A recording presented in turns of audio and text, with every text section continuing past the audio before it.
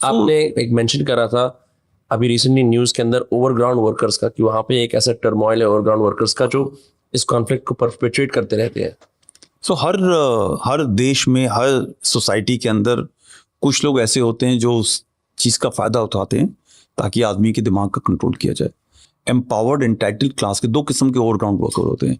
एक रिच होता है, इसका बिजनेस है, स्कूल में टीचर है, प्रिंसिपल है, गवर्नमेंट की जॉब करता है, गवर्नमेंट की तनख्वाह खाता है, मगर वो फिर भी चाहता है कि मैं और लोगों के साथ में एम्पावर्ड रहूँ और इन्फ्लुएंस करूँ। मुझे बाहर से अगर थोड़ा पैसा भी मिलता है इस काम के लिए तो क्यों ना करूँ। अगर मैं एक ड्रग इंडस्ट्री का हिस्सा हो जाता हूं तो क्यों ना करूं। मैं अगर कन्फ्लिक्ट इकोनॉमी का एक हिस्सा बन जाता हूं जिसमें गवर्नमेंट ऑफ इंडिया हजारों करोड़ भेजती है और उसमें से कुछ पैसा मेरे पास आ जाता है गलत तरीके से, कॉन्ट्रैक्चुअल तरीके से, मैं इसका इस्तेमाल क्यों ना करूं। और ये सब तब तक चलेगा जब तक मेरे नीचे यहाँ पे इलाके में टर्मोइल होगा। पीस से तो नहीं चलेगा। पीस में क्या है कि एक कॉमन आदमी, एक आम आदमी अपना हक मानेंगे, अपने रूल ऑफ लॉ पे चलेगा, जुडिशरी सिस्टम चलेगा, पुलिस का सिस्टम चलेगा, ब्यूरोक्रेटिक सिस्टम चलेगा। तो मैं एक सिस्टम अबव द सिस्टम हूं, मेरी वैल्यू खत्म हो जाएगी। तो एक नेटवर्क था जो OGW नेटवर्क, वो 90s में नहीं बना, वो पहले से धीरे धीरे, समय लगता है इस चीज को बनाने के लिए, वो बनाया गया। And who are there handlers? They were majorly from across line of control, Pakistani से। और ये मैसेजेस कैसे प्रोपेगेट होते थे? पोस्टर्स के थ्रू, पब्लिक गैदरिंग्स के अंदर किस तरह से कोऑर्डिनेट किए जाते थे? सबसे अच्छा तरीका इनका ये होता था कि मस्जिदों के थ्रू होता था।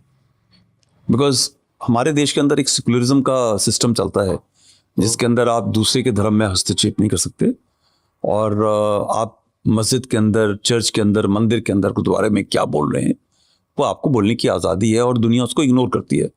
और हमारा देश इतना बड़ा है, इतना मल्टीकल्चरल है, मल्टी एथनिक है, यहाँ पे छोटी मोटी बातें ऐसे चलती रहती हैं, तो वो उस चीज़ का बड़ा फ़ायदा उठाया गया। और ये डायरेक्शन आते थे पहले कि आज जुमे की नमाज के अंदर आप ये तकरीर पढ़ेंगे, और वो तकरीर लिख के आती थी, और सिस्टम इतना स्मूथ था। वो तकरीर जो है अगर थर्सडे को आई या बृहस्पतिवार को आई, और वीर अपना फ्राइडे तक, जुमे की नमाज तक हर जगह पहुंच जाती थी, और वहाँ पे मौलवी साहब का को हुक्म होता, उसके अलावा वो कुछ नहीं पढ़ सकते। और कश्मीरी पॉपुलेशन बड़ा र्यूमर बेस्ड पॉपुलेशन है, उनको र्यूमर से बड़ा मजा आता है। इसके बारे में मैं नहीं बता रहा हूँ। 200 साल पहले लॉरेंस करके एक क्या कहते हैं, ब्रिटिश लॉरेंस ऑफ अरेबिया, नहीं, नॉट लॉरेंस ऑफ अरेबिया, एक डिफरेंट लॉरेंस थी, 20 साल वहाँ रहे कश्मीर के अंदर। उन्होंने लिखा है कि कश्मीरी सोसाइटी के अंदर र्यूमर बहुत चलता है, और इसका एक कारण भी है क्योंकि ये 700 साल से सताए हुए लोग हैं। ठीक है, कभी राजाओं से, कभी नवाबों से, कभी मुगलों से, कभी और पश्चिमी इलाकों से जो रेडर्स आए उनके सताए हुए हैं। तो इनको भय और पैसा, ये दोनों का जो लियर और फियर है, ये दोनों का कॉम्बिनेशन बहुत चलता है इनके ऊपर। तो ये जो सिस्टम था एक बड़ा प्रिविलेंट सिस्टम था अर्ली टाइम्स 90s में।